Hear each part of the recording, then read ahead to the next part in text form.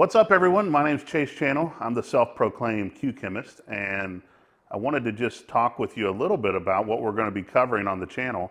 We're going to be reviewing different pool cues, so if you have one that you would like to see, feel free to drop me a comment and we will buy it, use it, and we're going to give them away. So I'll figure that out later. But the concept here is we're going to allow science and pool cues to come together to decide what's really different about cues and how they're made by different makers, different methods. And we're going to really dig into these because I love cues and don't have anything better to do in my spare time. And also because there's no one out there that really talks about the differences between cues. So hopefully this will save you some time and money when you go to buy a cue, because trust me when I tell you I've spent hundreds of thousands of dollars on cues thinking it would make me a better pool player. And as most of you know, that's not the case. But nonetheless, over the time, I figured out why some feel the way they do and play the way they do.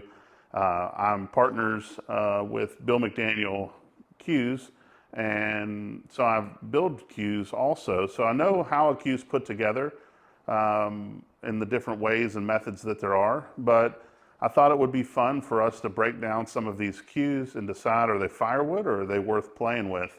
And so I'm excited to do this, and it's probably going to get better as we go, like most things.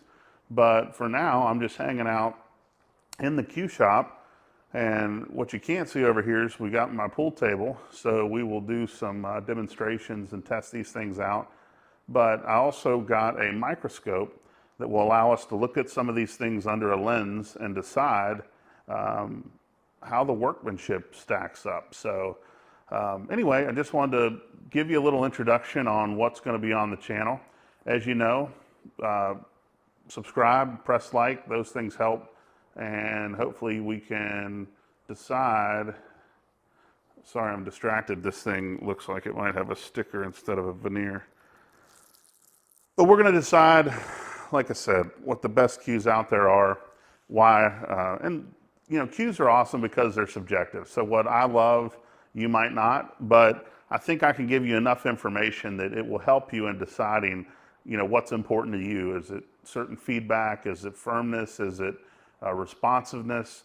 But you know, Bill's been my mentor as it comes to building cues, and one of my favorite statements that he's ever made when I met him is he said, "I don't build cues, I build finely tuned billiard instruments."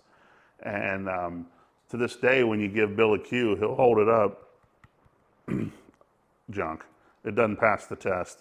But he says the cue will sing to you if it's ready to play pool. And by all means, I can tell you his cues play fantastic. But we're going to use, there's a lot of makers out there in the world and in the United States that make wonderful pool cues.